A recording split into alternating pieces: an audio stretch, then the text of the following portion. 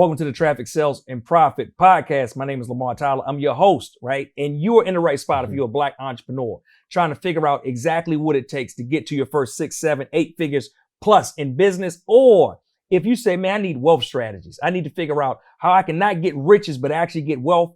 You're in the right spot. And today we got the right person for the conversation. My brother, my man. What's going on, Chief? Jullien Gordon, Mr. Multifamily Movement. Yes. And, you know, I was thinking about it.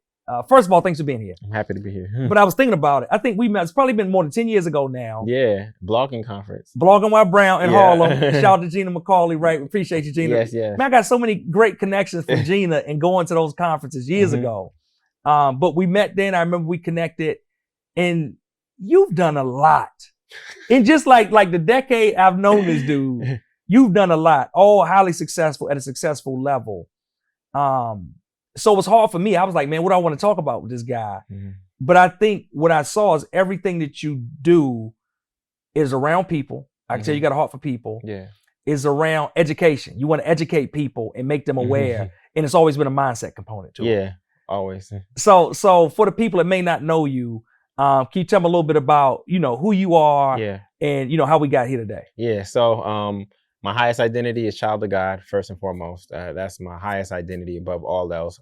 I am a father of a beautiful 7-year-old girl. So I'm a girl dad, real estate investor first, real estate educator, and then a real estate developer. So that's how the journey has unfolded. But originally from Oakland, California, and I went down to UCLA for undergrad, bounced back up to north to Stanford for business school, got my MBA, worked at a nonprofit for a year and a half in New York. Bought my first multifamily in Brooklyn, May of 2013. And once I experienced that, I realized the power of real estate, and I continued to expand that portfolio in New Orleans and Oakland and in Baton Rouge. And so today I have, personally, I have 40 doors in four different cities, but I also am lead investor in several real estate funds. So if you add up the proportional amount of doors there, getting very close to 100 doors in my own portfolio. So, and so also leader of the multifamily movement, which I'm most proud of, where we've helped over 300 people close on multifamily homes all across the country. That's been in just the past 3 years. Now our goal is to reach 3,000 closings and over $1 billion worth of real estate acquired. Wow. I want to make sure y'all are getting that, right? So that's no small thing. We talk about like 300 people or 300 closings, right? Yep. That people have done, meaning like they've taken possession and hold of property. And most of these people, I'm assuming, were not like, hey, I already got like 20 units here or I got 30 units there. Like they're people you're educating about multifamily real estate that may have said, hey, you know, I'm interested in it, but I don't know how. Yeah. And you help them cross that finish line. 100% renters and some single family home buyers. So about 60 of the people started off renting, and about 40% of the people had a single family home, realized the single family trap, that they were house poor, that they had a single family home, and it was actually taking more money out of their pocket than renting. And I know that sounds crazy to people, but when you're going to get a mortgage, they don't account for the maintenance. They don't account for all the things that you have to do to maintain that property. So they just show you the principal, interest, taxes, and insurance, right? But there's these other factors, your CapEx, your repair reserve, right? And any major maintenance. So that $10,000 roof, right? That comes down the line 5 years. Where's that coming from? That's coming from your 401k or your savings. There's nowhere else for it to come from. So the only way to live free in this country, there's actually a couple ways. You can live in a tent, right? You can go to jail, or you can buy a multifamily home. Those are your real only options. People say, well, you can die. Well, even when you die, you got to pay for a funeral plot. That's real estate. So the only way to live free and get rid of your housing expense is through multifamily real estate. And for most Americans, their housing expense takes up 35% of the money that they bring in. So if a family's bringing in $6,000 a month, $2,000 a month is going out towards housing. So your housing expense is going to be the biggest expense in your life. And if we can just do one thing, which is get rid of your housing expense forever, it literally will change the financial trajectory of your life. I'm not asking you to build $1 million business. I'm not asking you to pick the right stock, the right NFT, the right crypto. All I'm asking you to do is one thing: buy a multifamily home, get rid of your housing expense forever, and it will literally change the financial trajectory of your life. So it's not the most sexy play. It's not the most complex play, but there are nuances to make sure that you buy right. It's not just about buying real estate. You have to make sure that you buy it right. There's a difference between a listing and a deal. When real estate agents send you, they send you listings. What you really have to find is a great deal. And that's actually the hardest part of the game. It's not getting financed. It's actually finding a great deal is the hardest part of the game. Yeah, and that's something we realize in our own personal real estate journey. Me and Ronnie, who, you know, my wife, for those of you that know, is that we realize down the line that most listings, right, were the worst deals because they like all of the best deals had already been kind of snapped up or looked at off market, examined off market before they even get to the actual listing. So when you see something as a listing and you say, "Oh, it just came on the market," yeah. No. It may not be what we think it is. No, not at all. So I don't use Trulia, Zillow, Redfin to find real estate deals. Those are real estate listings. In fact, on those websites, they charge buyers end up paying a 30% premium to what you would have paid if you would have found that deal off market. So my last 10 deals have been off market, meaning that they never hit one of those websites. And how do you do that? You do that through relationships. How do you get the hookup at the shoe store, right? You had a friend, you had somebody you knew who worked there, right? So you have to build your real estate Rolodex. And so your real estate Rolodex is first and foremost, not just one agent, it's multiple agents. The reason why is because why would I limit my search in this particular market to the eyes of one single person? I want to have all bases covered. I'm not going to limit my search to one agent and their network. I want to, and whichever agent brings me the deal, that's who eats. Plain and simple. But then there's also wholesalers, there's contractors, there's lenders, there's other property owners, and then friends and family being aware of what you're actually looking for. Like my little brother, he sent me deals from Oakland. I didn't end up buying them, but he knows and he's aware that I'm always looking for deals. And so deals can come to you, off-market deals can come to you from everywhere because his friend was actually selling, had inherited from his grandfather. And once he knew, he said, I'm going to send that to my brother. And so I had to first look at a deal in a city that I love, which is Oakland, where I'm from. I ended up passing on the deal because he wanted too much, but you know, that's how deals come to you. So that network piece is, it's the network piece. Say, like, network in terms of net worth. Yes, is so true about how it is. Yeah. Now let me ask, you've helped a lot of people, like, as you said, kind of get to the finish line of closing on those multifamily properties. For them, what are some of the biggest misconceptions you see oftentimes? People think when you talk about, hey, you should own a multifamily, somebody's listening. What's some of the things you know they're probably already thinking in their head? Yeah, they think that it's just expensive, right? They think that it costs more than a single family home. So if a single family home costs $100,000, they think that a fourplex is going to cost $400,000. And what most people don't know is that it's actually easier to buy a multifamily home than it is to buy a single family home.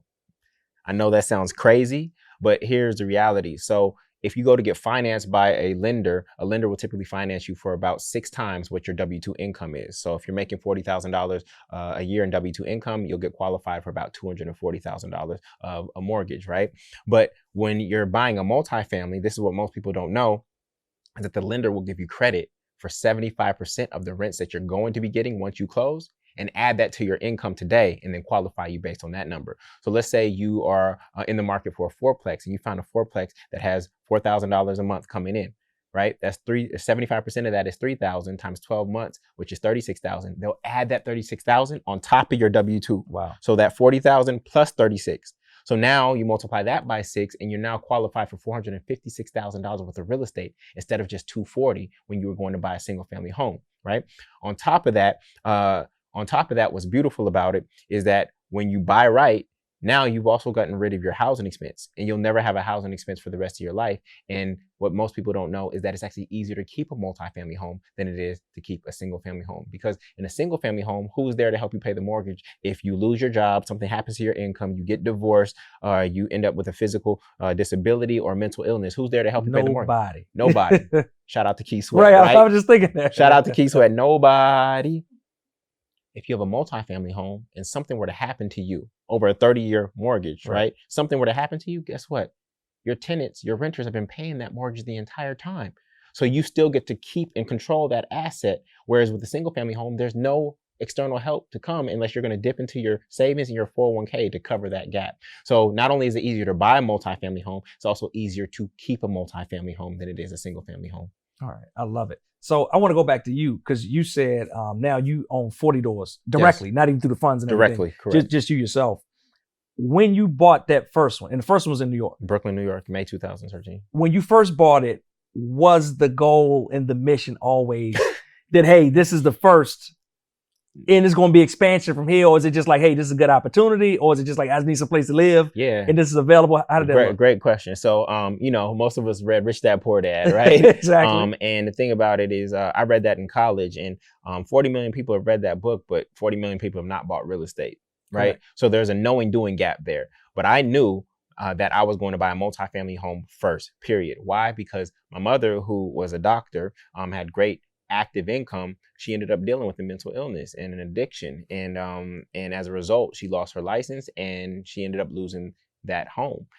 That home today in Oakland, California is worth $1.8 million, right? So that is wealth that will not be passed on to me as her only child, because it was a single family home. And these things we can't control. I do not blame her for what she has experienced. It was literally mental illness, right?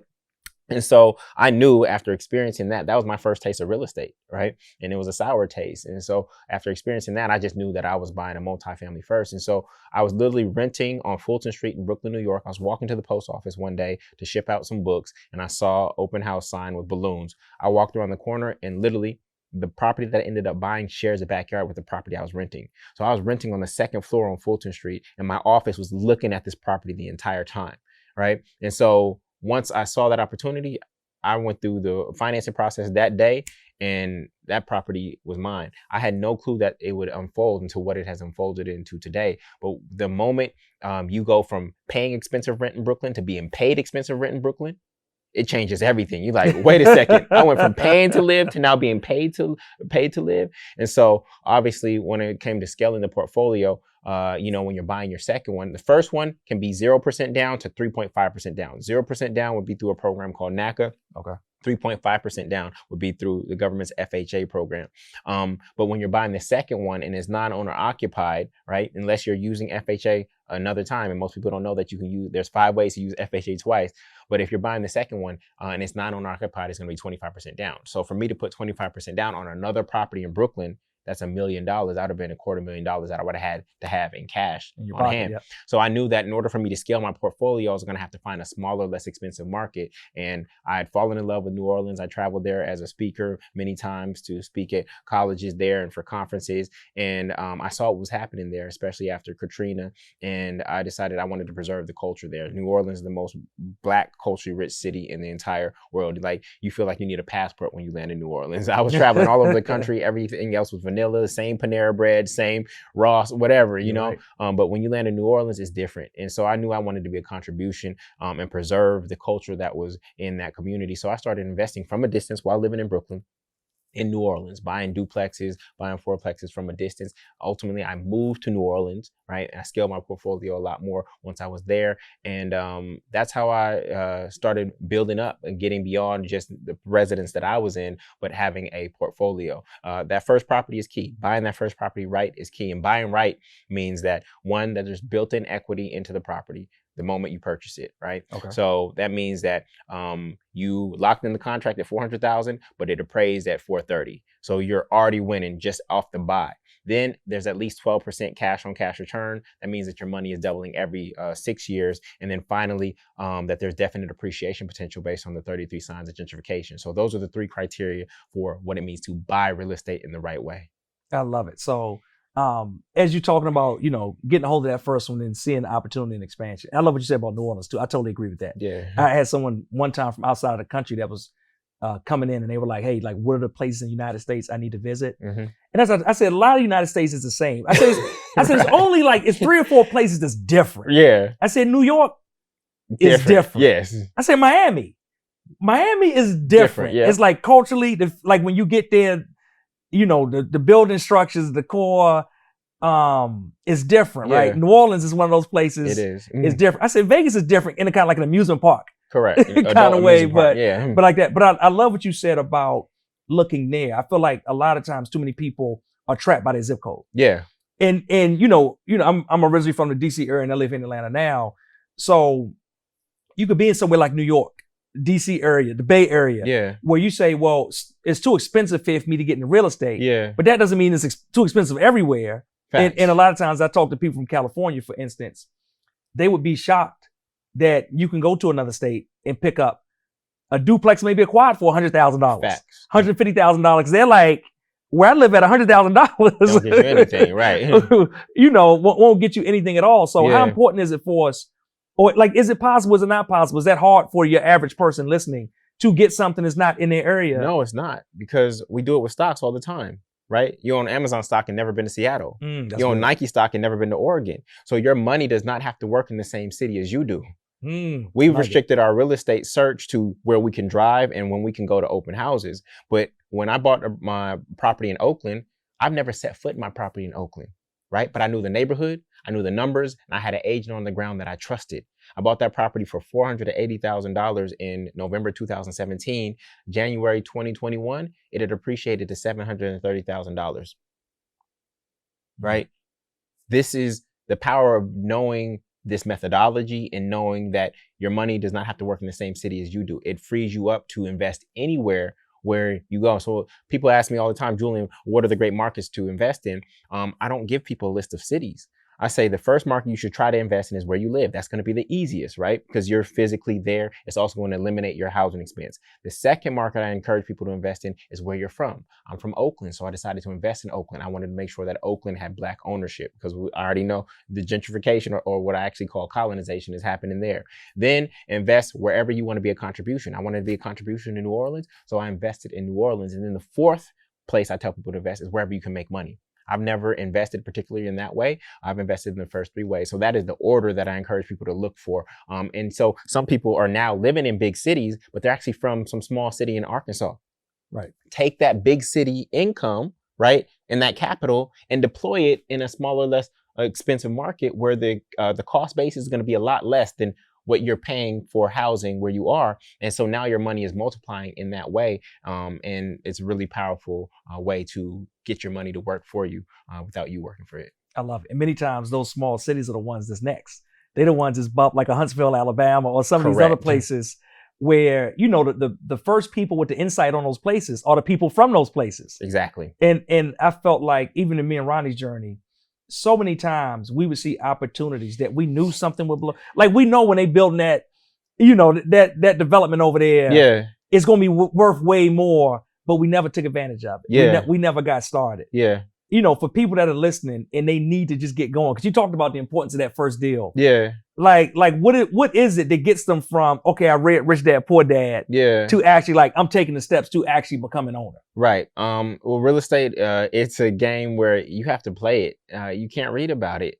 Just like if I gave you a Gordon Ramsay cookbook, that don't mean you can cook like Gordon Ramsay, right? You can read the book and flip through the pages and get the ingredients all you want, but that don't mean you can cook like him. It's something that you actually have to get your feet wet. And the easiest way to get your feet wet is that first play where you house hack and you're living in one unit while the other units are actually paying the principal, interest, taxes, insurance, CapEx, repair reserve, and vacancy rate. That's the easiest way to get your feet wet in real estate. And I also encourage people not to simply rely on a real estate agent, right? Because what most people don't know is that many real estate agents don't own any real estate. That's true. I never thought about that, but that is it's absolutely crazy. True. And here we are saying, oh, I need to find a real estate agent, and we're giving over the biggest financial decision of our life to someone who does not even own any real estate themselves, right? And does not have the wealth that you desire, right? I only work with agents who have multifamily real estate themselves, or at least know how to calculate cash on cash return. Cash on cash return is the most important number when it comes to multifamily real estate investing. And guess what? It's not even on the real estate exam. Wow. It's not on the real estate exam. Most real estate agents are in the business of selling single family homes to American dreamers. So rather than being passive about the biggest financial decision of your life, I really encourage people to go get educated and then run that first house hacking play, right? Where they are now in one play, you've gotten rid of your housing expense.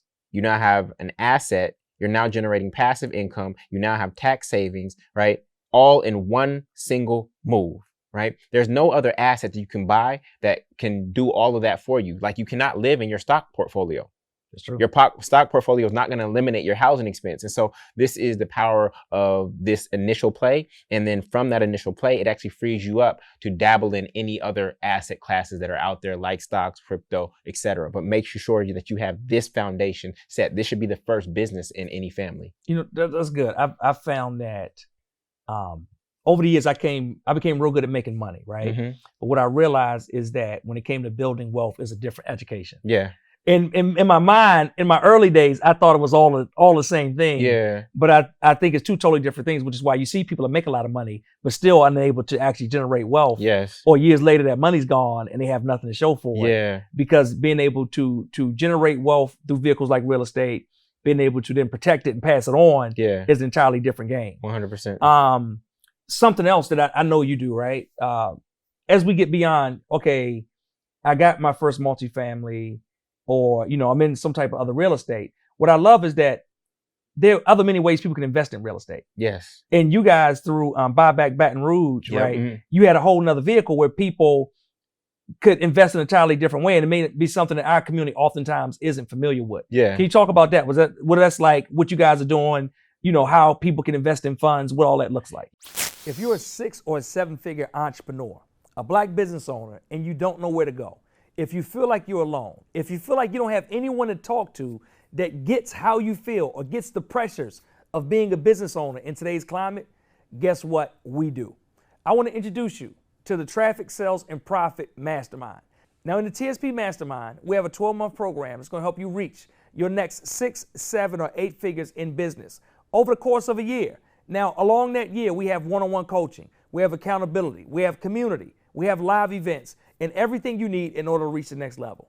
For more information, visit us at www.trafficsalesandprofit.com. Yeah, so my brother Anthony Kimball, Tevin Wade, and I, we created the Buyback Baton Rouge Fund, and we raised $3 million to develop about 100 multifamily units out in Baton Rouge, particularly in the Eddie Robinson Senior Historic District in the Scotlandville neighborhood.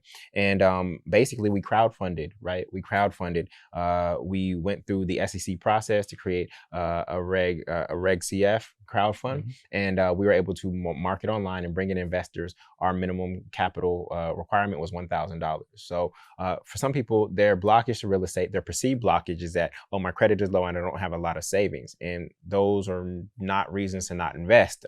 In fact, NACA doesn't require credit. And as long as you've been paying rent on time consistently and you can prove that you can save money in addition to that, you can get financed even with low income, right? But if you're going to have that mental block, there's still ways to get invested in real estate by contributing to a crowd fund or a REIT. So now you're still invested in this particular asset class, which has been the most proven business model and the #1 subscription model in the entire world. Better than Amazon Prime, better than Netflix. As long as there are human beings on the face of this earth, there will always be real estate. I cannot guarantee that Amazon or Netflix, especially with Netflix stock price right now, I can't guarantee that those things will be here 100 years from now, right? So there's that avenue to find funds to invest in. There's also some websites that are basically funds that you can invest in through those websites. But then you can also raise funds from your own. Once you understand the game, you can actually raise funds from people around you, and you can go in together. So I know with the TSP Mastermind, you were able to aggregate resources together, and you bought a 19 unit together, right? So that is possible even in the midst of a family, right? And it requires typically for an investment like that, it's going to be 25% down. If nobody's going to own or occupy that space, it's going to be 25% down. And then you break up that, the proportional ownership based on people's contribution. So there are many different ways to get invested in real estate without it specifically being you owning your property yourself. I love it. Now, I think you're probably one of the best I've seen when it comes to money mindset and helping people break down false beliefs around money mindset, helping retrain, right? Or actually, you had a whole course around with your book, right? It was around kind of reprogramming the mind. Around money. I want to talk about that a little bit. Because so many times what we've seen just in life is what generationally has been passed down to us. Generation what we've been taught. And if we've been taught the wrong things about money, you know, it shackles us down to where we literally are constrained and we can't get to where we need to get to. Like, what are you seeing around money mindset and around what people believe and what they should believe? The biggest thing is actually, it comes from a deep-seated religious belief that money is evil. And there's a scripture that says the love of money is the root of all evil. And people just choose to leave out the word love, and then they say, shorten it to the money is evil. And money is just stored energy. It is literally just stored energy, and we are meant to use that stored energy, in my eyes, to create more good and more God on this planet Earth. And so what do I mean by stored energy? If you had 100 apples, right, and I had a cow, all right, back in the day, and you wanted, and and you wanted a portion of my cow, right? Let's say you wanted 25% of my cow, and I said, okay, give me 25 apples. You'd be like, I don't want that right now. So then what we create an IOU, right? I get my apples now, but you don't want this cow right now. And so that piece of paper now becomes money. And that piece of paper represents all the energy and the time and the effort that I put in to grow those 25 apples that I can now use for later. So when you look at money as just energy, there's a couple things that come up. First and foremost, energy always moves. Money is called currency because it's supposed to circulate. But we've been taught and programmed to put money in a piggy bank, right? Scripture says, do not give your pearls to swine. But what do? We give our money to the banks. And there's no way you can build wealth by saving money. It's impossible with these interest rates. In Bank of America savings account right now is 0.03% interest.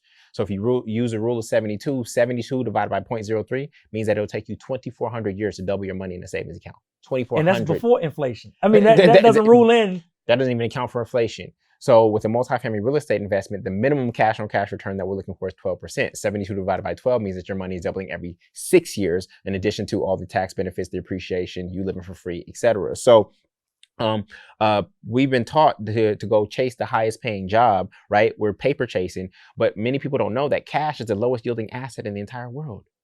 It's only yielding 0.03% in your bank account. And on top of that, with inflation, it is losing value every time you don't use it. So the winner of the game is not the person who accumulates the most money. It's the person who circulates the most money into assets, to real assets. People happily give up their money every single day because they know it's not valuable.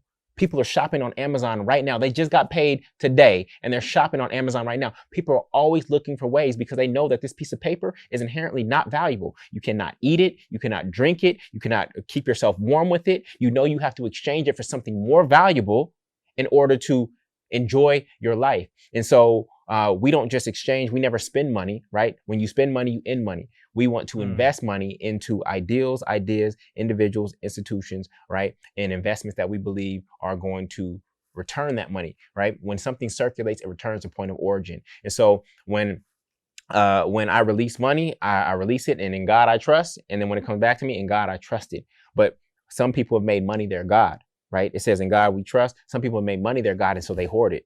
And that's really a scarcity mindset, right? You actually want to circulate it. And I found the more money I circulate, the more money that circulates back to me. It's just like law. Now, I know somebody's listening and thinking, well, normally I would do that, but I'm hearing, we're coming out of pandemic and I'm hearing there may be a recession. Yeah. And like, should they think differently? Because, hey, potentially a recession is coming. So I'm not hoarding it. I'm just protecting it in case of a recession. Great or point. still a recession, should they be out there looking for opportunities and things along that line? What happens to prices during the midst of a recession? They go up. In inflation, they do. And we are dealing with inflation, but in recession, things go down, right? And so the economy is going down. So that means that things are going to be at a discount. We see that with the stock market right now. Stock market is dropping like crazy right now. That means that things are now at a discount. So let me be very careful. And I'm glad you asked that question.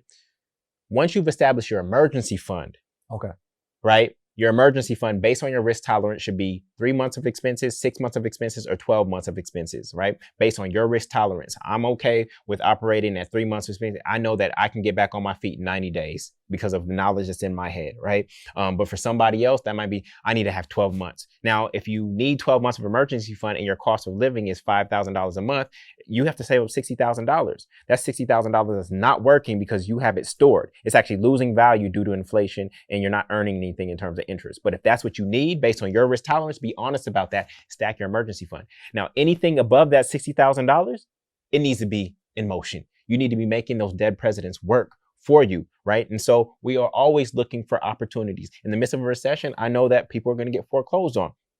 Right? Now, I do not pray for that. I do not wish that on anybody. But if I can relieve somebody of a debt that they have because they no longer have the income to support it, then I can actually go get an asset at a discount, right? And take control of that particular property. So emergency fund first, but beyond that, you want everything that you can in circulation. In fact, on this journey to wealth, people who have cash cow businesses and are generating enough income, they'll find that the difficulty, it sounds crazy, they're going to have difficulty finding ways to use the cash.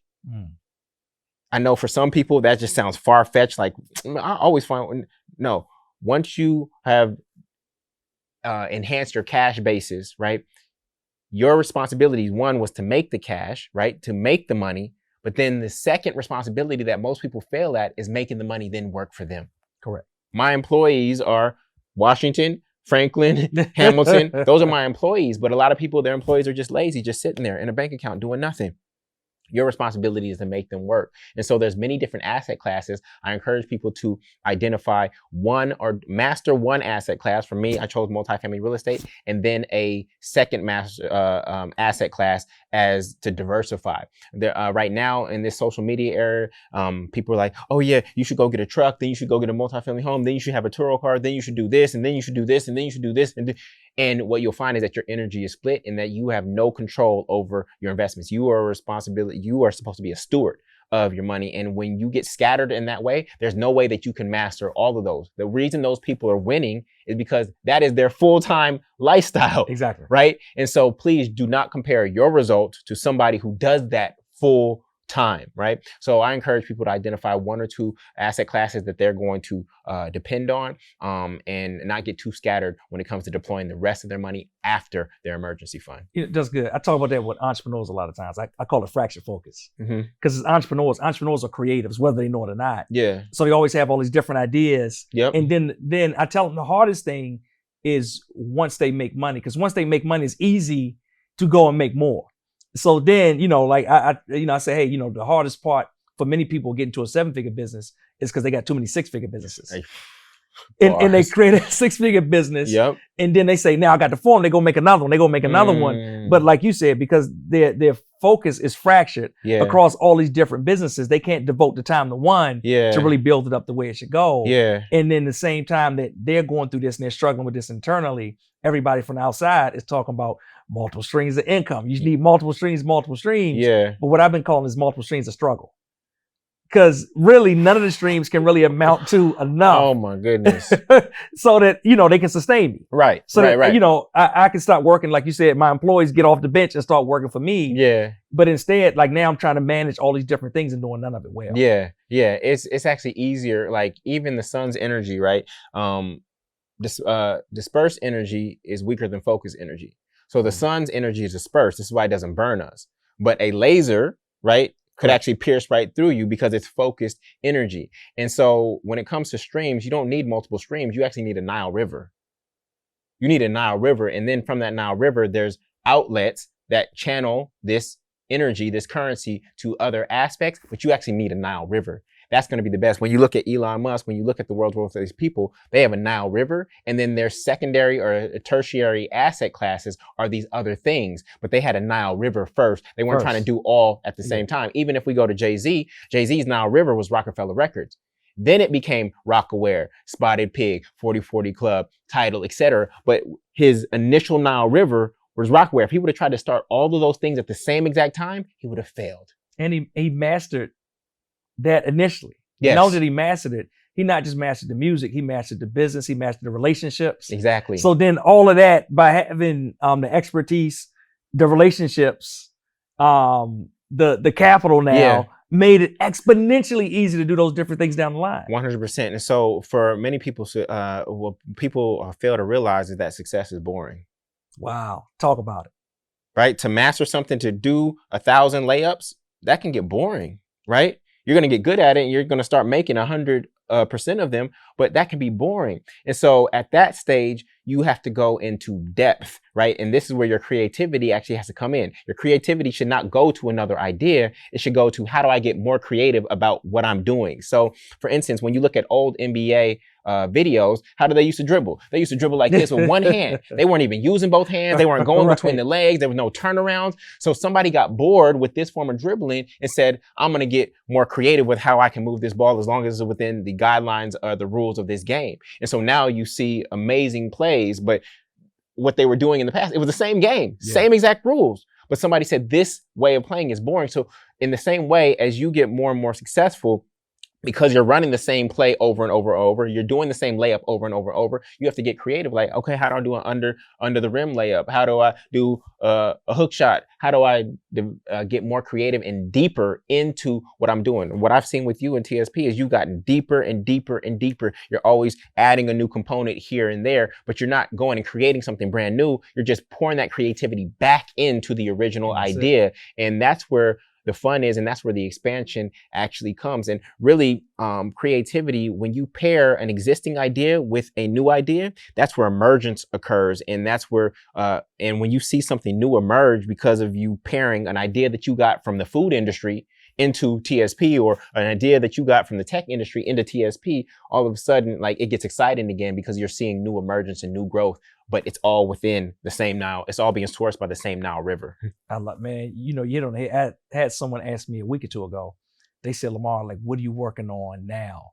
And I said the same thing. I was like, they're like, huh? I said the same thing. I said, we got a membership, we got the mastermind, we do 2 conferences a year. So I said, now, just what you said, I said, inside of that, we're trying to figure out how to make the conference better. Every year, we're trying to improve the mastermind to make the mastermind better so that people get more results faster. Yes. But the things don't change. It's like, this is what the business is. Yeah. It's this, and this. Yep. And we just try to get better at serving and delivering this, and this. Correct. But, there are no bunch of new different things that we're reaching for every year. It's just all about trying to get better at where we're at. Yeah. So the bells and whistles that come out, or new technology comes out, or you should be doing this now, this your competitor's doing this. Put the blinders on and just stay focused on what you're doing and improving it. And like you said, it's all about getting the client the results, whether you have a product-based business, whether it's a service-based business. How do you get them the results faster, safer, and easier? And that's where your creativity has to tap into. You have to put the client first and use your creative energy to accelerate their results. I love it. And I think that's the perfect segue. Let me ask you, what is next for you, right? I know you're expanding the vision of the multifamily movement. Yeah. About that. Like, what does that look like for you? Are there other parts or components that we should be looking out for too? Yeah, so it's really exciting because, we crossed our 300 number, and 300 number came from Harriet Tubman. She freed 300 people over the course of a decade by making 19 trips below the Mason-Dixon line. And so that was my number, and she's been the North Star of our movement, and she will continue to be as such. And so we crossed that number. And so now it's really about 10Xing that. And what wakes me up every day is, how do I get to 3,000 closings and $1 billion worth of real estate acquired? So again, all my creative energy is going back into the multifamily movement. And I recognize in this past year, Lamar, that especially after getting to 300 closings, that the multifamily movement is not just about multifamily real estate. The multifamily movement is multiple families coming together to create regenerational wealth and enter the asset class, right? And multifamily real estate is just the first asset that we are acquiring together. Once all of us have that asset, then that frees us up to go into to expand that asset class and to explore new asset classes together. And so I'm holding that vision, and I'm pouring in from the multifamily movement. Some things that we added this year are our certified agents program, where we're certifying agents all across the country to understand this methodology, to know how to calculate cash on cash return using the 23 numbers. Okay. We are also expanding our lender network. We have a technology called the Purchaser Pass Deal Analyzer, and we have market meetups all over the country where our students organically gather and help one another. They go visit properties together, et cetera. So we're continuing to figure out ways to accelerate the result, right? And take any uncertainty out of the equation for folks. What I'm finding is the biggest thing in that gets people off track when it comes to reaching a result, and I'm sure you see this in TSP, it's life events, right? The big one that comes up is career shifts or changes in income, and then and death of somebody in their household, or death of family members, and having to deal with grief. So it's these emotional things, and as the leader of the multifamily movement, if I want people to get to the results still, I actually have to figure out how to help people through grief. I never thought that would be something that I have to consider, but how do I help my students who are dealing with grief or a change in income? How do I help them get back on their feet faster so that they can get back on the path faster? How do I keep them plugged in? And the core model for me, where the multifamily movement has been derived from, was actually seeing my mom go through AA. AA, what do they have? What do they say? Go to meetings. Just go to meetings. Keep going to meetings. You drank today, so it's okay. Go back to stay plugged in, because this is maybe the only source of positivity in your life at this moment in time. So stay plugged in. So it's really about, right now I'm doing more culture work.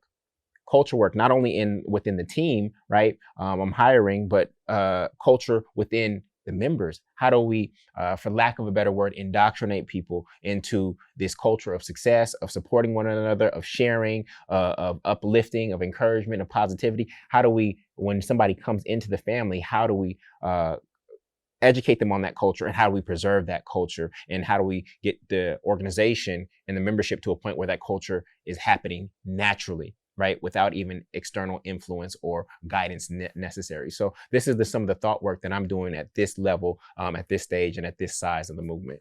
I love it. Let me ask you in closing, people want more information. They say, hey, I want to learn about Jullien. I loved everything I heard. Where should they go? How can they find you? Yeah, so the best way to learn about how to acquire your first multifamily home is going to be rentfree.com. Rentfree.com. I do a free webinar there periodically where I'll show you the game. For those of you interested in my book, Rich and Righteous, you can go to moneyandmanifestation.com. That's moneyandmanifestation.com. And my number one social media platform right now is Instagram. And so my name is Jullien Gordon, Gordon. That's Jullien Gordon, Gordon. And feel free to DM me if you have any questions. All right, man. Perfect. I appreciate it. Good to see you, brother. Of course, man. All right, y'all. And don't forget, get started. Like I can't tell you how many books I read over the years, right? Like how many podcasts I listened to, how much information. I literally was a walking encyclopedia of real estate information that didn't know anything about real estate. So what I don't want you to do is get caught up. If you were inspired by today's episode, I want you to reach out to Jullien, go to the website he gave you, and try to figure out, right? Like how soon can I actually take action to get some results? Because I can tell you, once you take action, then everything accelerates quickly. And everything that you think you knew, right? You didn't know any of that, right? like that's why it's important to get around like-minded people that are thinking the same way, going to the same place, and already have the answers that you want. So get plugged in with him, and we'll see you on the next episode of the Traffic, Sales, and Profit Podcast. Thanks for joining us on another episode of the Traffic, Sales, and Profit Podcast. Don't forget to download and subscribe on your favorite podcast platforms. Also, visit us at www.trafficsalesandprofit.com/podcast. On that page, you'll have all the links to follow us on social, me at Lamar Tyler and the at Traffic Sales and Profit brand, in addition to information on our upcoming events, information on how to get a free copy of my paperback book, and more so that you can be the best entrepreneur possible. Thanks again, and I'll see you on the next episode.